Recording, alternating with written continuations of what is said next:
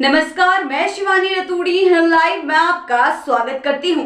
70वीं BPSC प्रारंभिक परीक्षा को रद्द करने की मांग को लेकर आंदोलन कर रहे अभ्यर्थियों का समर्थन करने के लिए रविवार को सामाजिक कार्यकर्ता प्रशांत किशोर भी प्रदर्शन स्थल पर पहुंचे।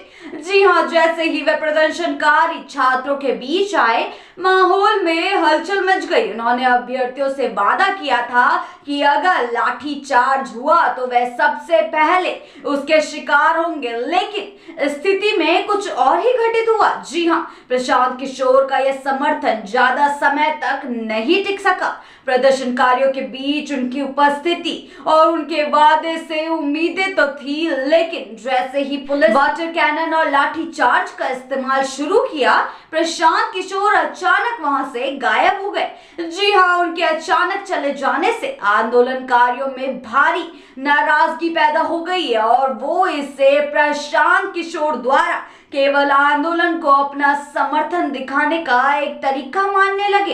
प्रशांत किशोर की अनुपस्थिति पर आंदोलनकारी आक्रोशित हो गए और आरोप लगाने लगे कि उन्होंने छात्रों को उकसाने के बाद खुद मौके से फरार हो गए। इससे पहले प्रदर्शन के दौरान वह एक छात्र से भड़कते हुए कह रहे थे, तमीज से बात करो, नहीं तो चुप रहो। इस गुस्से में आकर उन्होंने आंदोलन में भाग ले रहे एक छात्र से कहा, ज्यादा होशियार बन रहे हो, यहाँ आंदोलन में रहना है तो रहो, नहीं तो चले जाओ। जी हाँ, इस तरह की तीखी नोकझोंक के बाद प्रशांत किशोर प्रदर्शन स्थल से निकल गए, जिससे ये सवाल उठने लगा कि क्या वह आंदोलन का केवल राजनीतिक फायदा उठाने आए थे या कोई बड़ी रणनीति थी। जी हाँ, प्रशांत किशोर के द्वारा की गई बहस और फिर आंदोलन स्थल से गायब हो जाने के बाद उसने उन पर और कुछ अन्य अभ्यर्थियों पर केस दर्ज किया।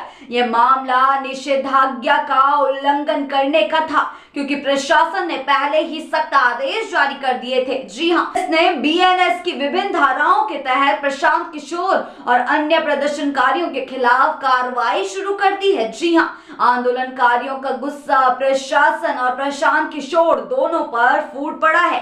कई प्रदर्शनकारियों ने आरोप लगाया कि प्रशांत किशोर ने उनके संघर्ष को समर्थन देने के बजाय सिर्फ अपने राजनीतिक हित साधने की कोशिश की। उनका अचानक गायब हो जाना आंदोलनकारियों के लिए एक बड़ा झटका था। जी हां, आंदोलन स्थल पर कई घायल छात्र यह आरोप लगा रहे थे कि प्रशांत किशोर ने उन्हें उकसाया और फिर खुद मौके से चले गए। जी हां, जिससे उन्हें अकेले पुलिस के दमन का सामना करना पड़ा।